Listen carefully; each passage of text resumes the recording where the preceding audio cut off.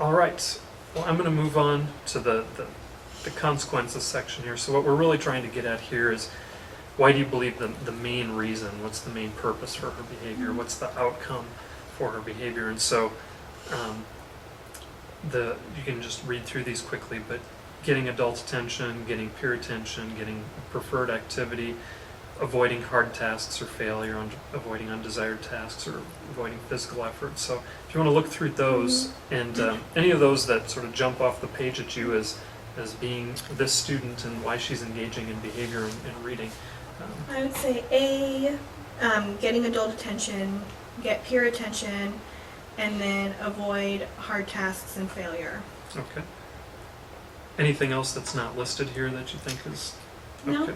Now, looking at those three, which one would you say is the primary reason, the primary purpose? It's a toss-up between A and B. I think a lot of it is the adult attention. I know that a lot of her behavior is trying to get that from her peers, involving them, but I think the biggest is she's wanting more of my attention. She knows that if she's not doing what she's supposed to, I'll have her come work with me. She gets to be on the check-in, check-out. So I think a lot of it is she's needing that from a lack of what she's getting elsewhere. So. Okay, so you think the attention is a bigger reason for the Absolutely. misbehavior than avoiding the task?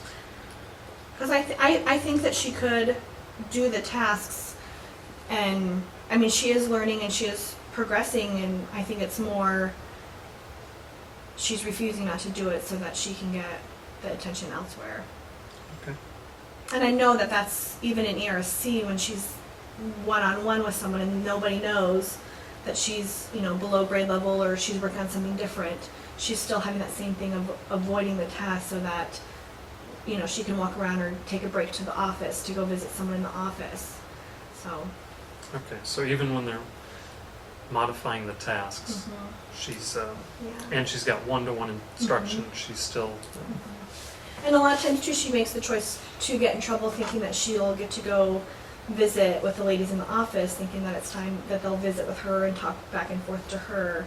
So she looks more for opportunities to get in trouble so she can, be sent out with some other adult. Okay. All right, so looking at your number one here, getting attention from adults and peers, is there anybody specifically that she craves attention from more than others? I know a big thing that she said with the check-in and check-out is from me, is wanting the attention. And then I know too, one of our secretaries in the office really wanting to get the chance to go down and visit with her.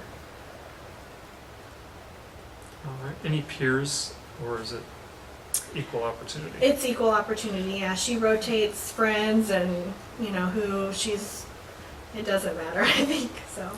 And then what does it look like when you're giving her attention in response to problem behavior, or what kind of attention do you think that she's seeking there? I think it's just she wants more of conversation. It's not even that I'm sitting with her and helping her work. She just wants to visit and she wants to be friends and know that I'm her friend, and she asks all the time if she can stay in and eat lunch with me instead of having to go out for recess, or just any of that kind of more of a friendly relationship, getting to visit and talk all the time. So if she's not working and she's engaging in a little problem behavior, what does it generally look like when you approach her? What does that interaction look like? Well, when I have to get her attention for that, she knows that she's done something wrong. I'm sorry, I'll try to do better. She asks if I'm mad at her.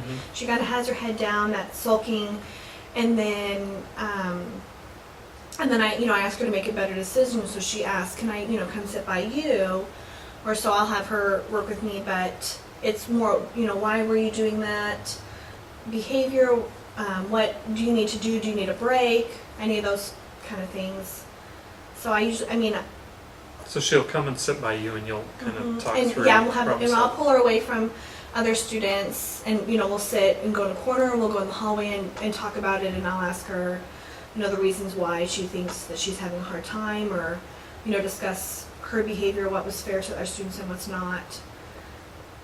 How long would you say those those conversations last? Just about 5 minutes. I try not to go too long with talking about, because then I don't want to encourage her to think that, the more behavior she does, the more time we'll get to spend and visit. So I try to make it pretty quick, what we'll talk about, and then I try to find a task for her too. I mean, a lot of times it's just something as I give her a job. I need pencil sharpened, or I need something done, and then if she makes a good choice, then I reward her with letting her stay in with me for recess, or like I said, sharpening pencils or something. So it's kind of almost a negotiating time with her that, if you can make a better decision, I'll reward you with kind of getting to spend that time in here. Yeah, it sounds like she likes you quite a bit. Well, sometimes she tells me I think otherwise, but. So another just follow-up question there is, so when you're working with her one-on-one on work, does she try to take you off track with personal conversations, or is she pretty good about staying on task? Sometimes she does. Like we'll do a couple questions, and then she'll ask me, a question. She's very curious since I'm, having a baby and everything. She asks me about that all the time, and so she's very engaged in that and interested in that. So we'll do a couple questions, and then I'll let her ask me a question, and then we'll do a couple. So it's kind of a trade-off.